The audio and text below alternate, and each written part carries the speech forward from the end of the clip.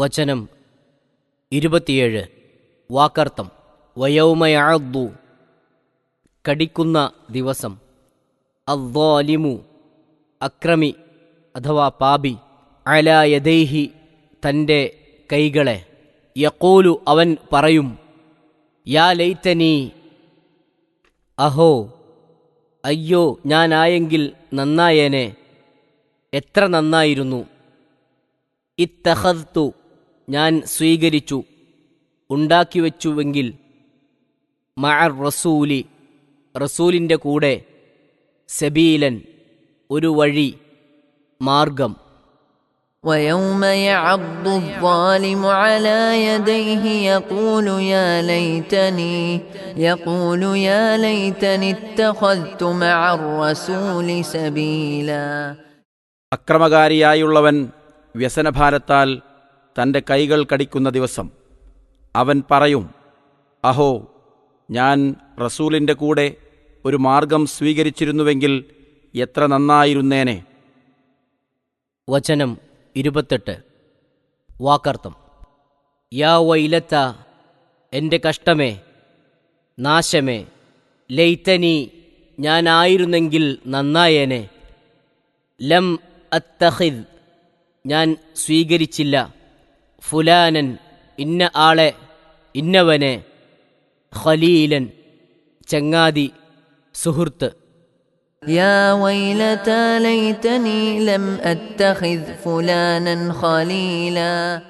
എൻ്റെ കഷ്ടമേ, ഇന്നവനെ ഞാൻ സുഹൃത്തായി സ്വീകരിച്ചിട്ടില്ലായിരുന്നുവെങ്കിൽ നന്നായേനെ. വചനം 29. വാക്കർത്ഥം.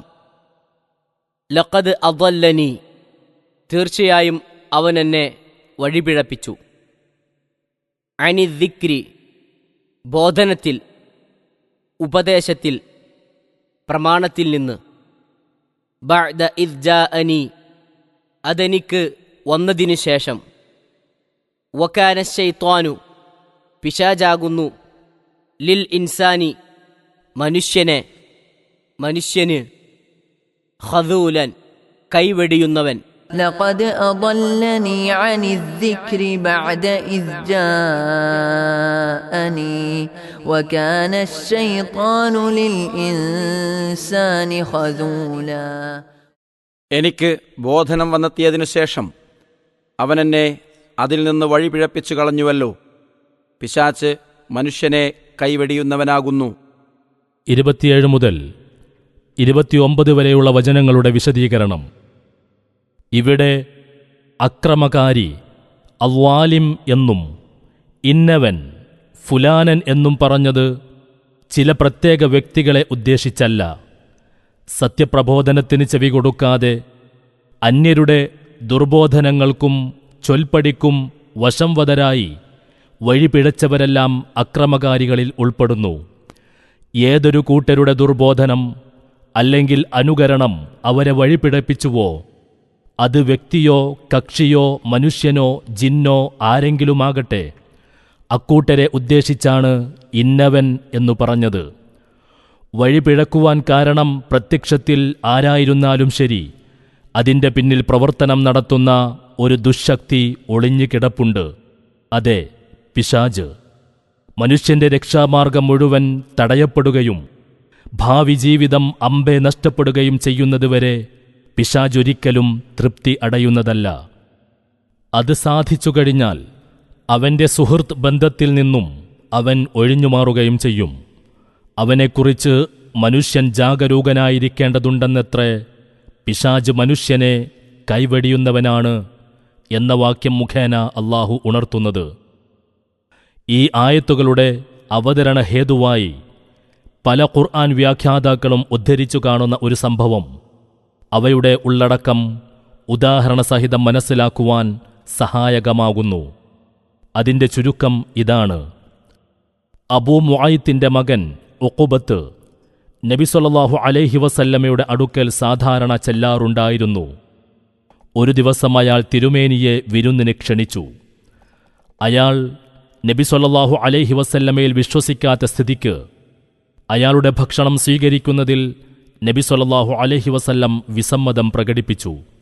അപ്പോൾ അയാൾ ഇസ്ലാമിന്റെ സാക്ഷ്യവാക്യങ്ങൾ അഥവാ ഷഹാദത്ത് കെലിമകൾ ഉച്ചരിച്ചു. ഉബയ്യുബിൻ ഖലഫ് ഉഖബത്തിന്റെ ഒരു ചങ്ങാതിയായിരുന്നു. ഉബയ്യ് അതിനെപ്പറ്റി ആക്ഷേപിച്ചു. അതിന് ഉഖബത്തിന്റെ മറുപടി, ഞാൻ മതം മാറിയതൊന്നുമല്ല. മുഹമ്മദ് എന്റെ ഭക്ഷണം കഴിപ്പാൻ വിസമ്മതിച്ചത് എനിക്ക് ലജ്ജയായി തോന്നി. അതുകൊണ്ട് അങ്ങനെ ചെയ്തുവെന്നു മാത്രമേയുള്ളൂ എന്നായിരുന്നു. ഉബയ്യ് ഇങ്ങനെ പ്രത്യുത്തരം പറഞ്ഞു, ശരി, എന്നാൽ നീ മുഹമ്മദിന്റെ അടുക്കൽ ചെന്ന് അവന്റെ പിരടിക്ക് ചവിട്ടുകയും അവന്റെ മുഖത്ത് തുപ്പുകയും ചെയ്യാതെ ഞാൻ തൃപ്തിപ്പെടുകയില്ല. ഉഖബത്ത് അപ്രകാരം പ്രവർത്തിക്കുകയും ചെയ്തു.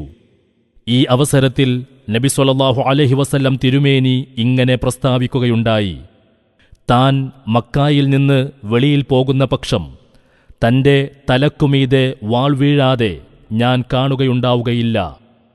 തിരുമേനിയുടെ ഈ പ്രവചനം ശരിയായിരുന്നു. ഉഖബത്ത് ബദർ യുദ്ധത്തിൽ ചിറപിടിക്കപ്പെടുകയും അലി റളിയല്ലാഹു അൻഹു അയാളെ കൊലപ്പെടുത്തുകയും ഉണ്ടായി.